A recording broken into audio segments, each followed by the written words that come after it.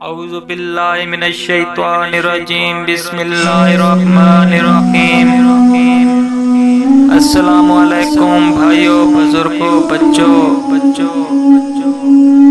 آج کا جو موضوع ہے وہ ہے عادل حکمران پر عرش کا سایہ۔ حدیث پاک ہے، عدل و انصاف سے کام لینے والے بادشاہ کے بارے میں اشارتاً تو بہت سی حدیث مبارکہ ہیں، نیز حضرت سیدنا ابو ہریرہ رضی اللہ تعالی عنہ سے بھی حدیث مروی ہے جو ان قریب آئے گی، جہاں پر ان احادیث مبارکہ کو بیان کیا جاتا ہے جو عادل حکمران کے بارے میں واضح و صریح ہیں۔ چنانچہ حضرت سیدنا عبداللہ بن عمرو بن عاص رضی اللہ تعالی عنہ سے مروی ہے